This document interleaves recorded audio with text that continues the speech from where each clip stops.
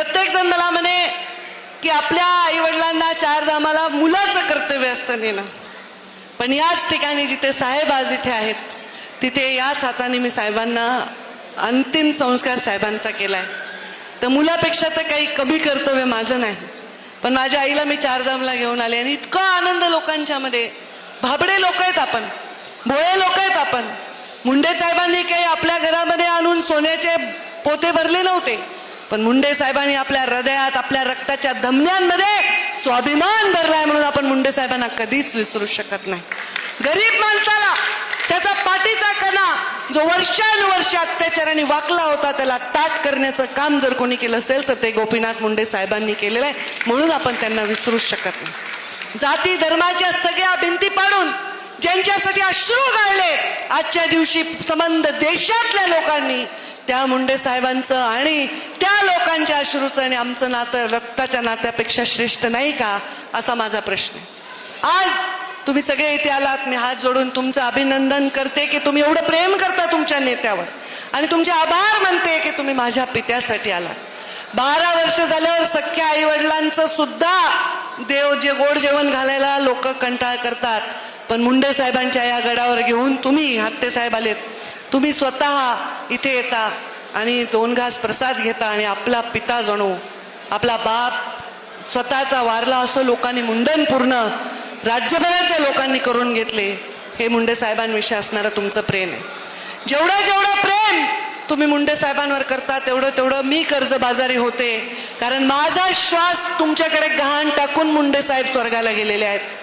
कारण मुंडे साहेबांना जेवढं तुम्ही प्रेम करता तेवढं तुमच्या जोडे उचलायची क्षमता माझ्यामध्ये येते, तुमच्यासाठी कष्ट करण्याची क्षमता माझ्यामध्ये येते. मला या जीवनामध्ये तुमच्या प्रेमापेक्षा, तुमच्या सन्मानापेक्षा कुठली संपत्ती मोठी नाही. मुंडे साहेबांची आणि वैद्यनाथाची शपथ घेऊन मी तुम्हाला सांगते.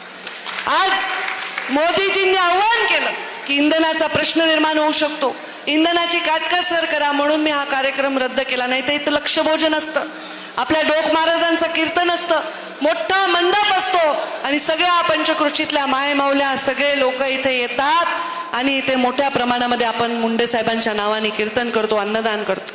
स्वतः अमितभाई शहानी या गोपीनाथ गडाचं उद्घाटन केलंय. सर्व मंत्रिमंडळ तेव्हा उपस्थित होतं.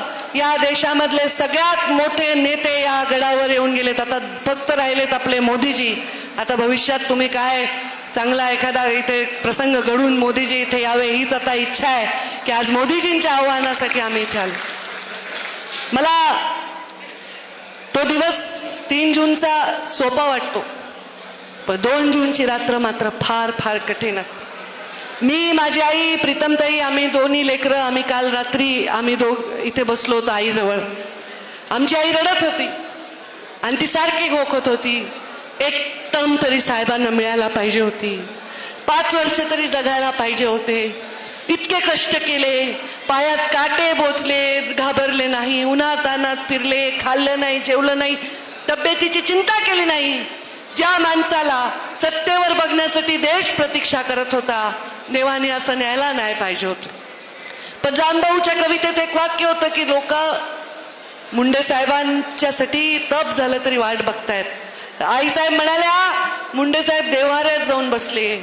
मी माझ्या आईला नेहमी सांगते, आयुष्य हे लांब नसावं, आयुष्य हे मोठं असावं. तर माझ्या बापाचं आयुष्य एवढं मोठं होतं की माझा बाप आता देवघरात लोकांच्या जाऊन बसतो. आता त्यामुळे तुमचं त्यांचं नातं माझ्यापेक्षा मोठंच आहे. आमच्या मोदीजींनी सांगितलं, एक पेड माँ के नाम, ते तर आम्ही लावतोच, पण आजचा माझा संकल्प आहे, एक पेड बाप के नाम. अरे जी आई आपल्याला जन्म देते आपण तिचं खूप कौतुक करतो, पण जो पिता आपलं पालन पोषण करतो, आपल्यामध्ये शक्ती भरतो, त्या पित्याचं सुद्धा कौतुक केलं पाहिजे. तर आज मुंडे साहेबांवर प्रेम करणाऱ्या सगळ्यांना मी इथे एक रोप देणार आहे. हा माझा संकल्प आहे आणि हा संकल्प तुम्हा सर्वांना एक एक रोप देणार आहे. तुम्ही घेऊन जाणार का नाही? ते झाड लावणार का नाही? त्या झाडाला पाणी देऊन त्याचा मोठा वृक्ष करणार की नाही? मुंडे साहेबांनी हे पण रोप तुमच्याच हातात दिले ना, या रोपाचं वटवृक्ष तुम्हीच केलंय ना. मग आता प्रत्येकाने या संकल्पातून, प्रत्येकाने जे मी आयुष्यामध्ये खातं सांभाळलं तो संकल्प माझ्यावर मुंडे साहेबांवर प्रेम करण्या लोकांनी पुढे नेला. आज मी हे खातं पर्यावरणाचं मला दिलेलं आहे आणि सगळ्यात कठीण परिस्थिती आज पर्यावरणाची आहे. बघा आता किती उकाडा वाढलाय, किती टेम्परेचर वाढलंय, झाडाची सावली नाही, बांधावर भांडणं चाललेले आहेत. अशा वेळी आपल्याला पर्यावरणाचं रक्षण करायचंय आणि त्यामुळे प्रत्येकाने आता जला कार्यक्रम करायचा आहे. मी संकल्प स्वतः घेते आणि तुम्हाला देते. एकच संकल्प नाही, अजून संकल्प आहे. पहिला संकल्प, एक बाबा गपना, काय तुला काही नाही, कुणी कुणाला बसू नका, उठू नका, बसा ना, मागून पण चांगलं दिसायलंय. मी संकल्प सर्वांना देते. इथे जे काम करणारे आहेत ना, एसी वाले वगैरे, शांत बसा. अजून आमचे लोक उन्हाळ्यातलेच आहेत, त्यांना काही फरक पडत नाही. मी संकल्प घेते आज की तुम्ही इथून माझ्या एक गोपीनाथ गडाचा प्रसाद म्हणून एक वृक्ष घेऊन जा. तुमच्या घरामध्ये कोणाचाही वाढदिवस असेल, तुम्ही किमान 11 झाडं लावा, किमान तुमच्या परिस्थितीप्रमाणे. नुसते लावू नका, ते वाढवा. तुमच्या घरी काही दुःख झालं असेल, तुम्ही गोड जेवण करता तेव्हा सुद्धा प्रत्येक वालेल्या माणसाला एक वृक्ष द्या. आणि त्या वृक्षाची सावली, ही वृक्षाची सावली तुमच्या पुढच्या पिढीसाठी आहे, हे लक्षात ठेवा. पहिले लोक संपत्ती देत होते, मालमत्ता देत होते, जमीन देत होते, जायदाद देत होते. आता आपण जो प्रत्येक श्वास घेतोय तो आपण पुढच्या पिढीपासून हिरावून घेतोय. ही जबाबदारी आपल्या सर्वांची आहे. त्यामुळे इथून तुम्ही सगळे झाड घेऊन जाणार आणि प्रत्येक महत्वाच्या दिवसाला तुम्ही वृक्षारोपण करणार. 3 जून आणि 12 डिसेंबर आणि दसऱ्याला सुद्धा आपण आता आपला संकल्प आहे. जग काय करेल मला माहित नाही. माझ्यावर, मुंडे साहेबांवर प्रेम करणाऱ्यांना संकल्प आहे की तुम्ही आता ते वृक्षारोपणाचा संकल्प माझ्यापासून पुढे न्यायचा. मी एकटीने लावून तुम्हाला श्वास मिळणार नाही, ऑक्सिजन मिळणार नाही. करणार. दुसरा संकल्प, मुंडे साहेब कोण होते? कोण होते? लोकनेते होते. त्याच्या आधी कोण होते? मुख्य काय? शेतकरी होते. मुंडे साहेबांच्या राजकारणाची सुरुवात कशी आहे? शेतीवर, शेतकऱ्यांवर अन्याय झाला तर ते उठवायचे, ते त्याच्यासाठी लढायचे.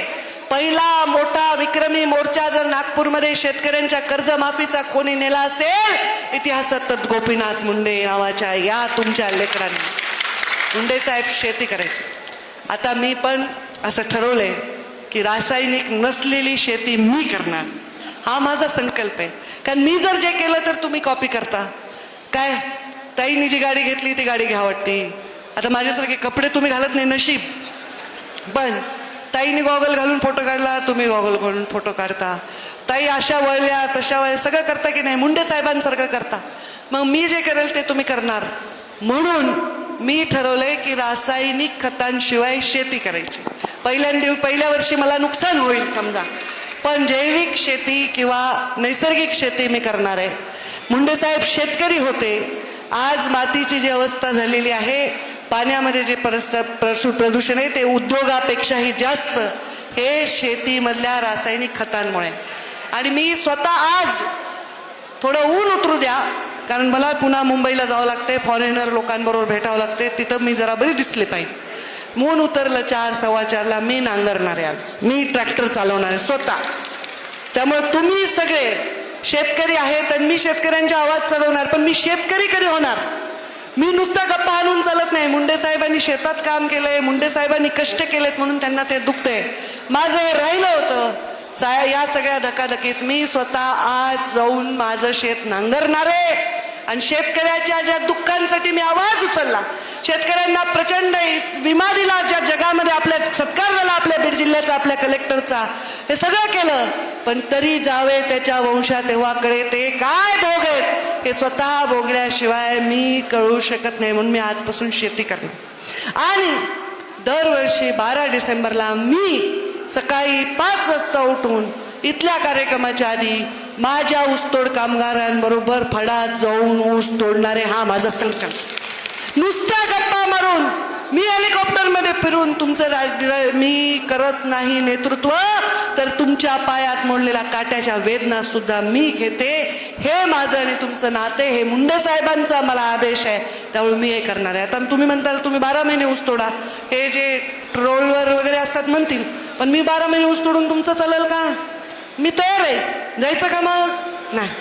तर मी हे माझ्या कष्टकऱ्या लोकांसाठी करणार.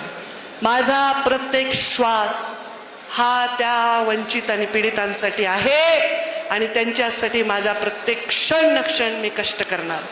आणि म्हणून हा माझा संकल्प आहे. या संकल्पामध्ये तुम्हाला एक संकल्प देते, तुमच्यापेक्षा लहान माणसाचं काम करा. फार वाईट दिवस येऊ शकतात ना, थोडे दिवस. जगात युद्धजन्य परिस्थिती आहे, पेट्रोल नाही आहे, डिझेल नाही आहे, इंधन नाही आहे, पाण्याची पाऊस लांबला, पाण्याचा प्रश्न आहे. तर तुमच्यातली माणुसकी जागृत करा, हे पण नेत्याचं काम. भांडू नका. प्रत्येक आपल्यापेक्षा जो क्षीण आहे, दुर्बल आहे, त्याची मदत करा. तेच मुंडे साहेबांना खरी श्रद्धांजली आहे. महाराष्ट्रातील ताज्या बातम्यांसाठी बघत रहा टाइम्स टुडे 18 न्यूज. सोबतच शेअर करा, सबस्क्राईब करा आणि बेल आयकॉन प्रेस करा.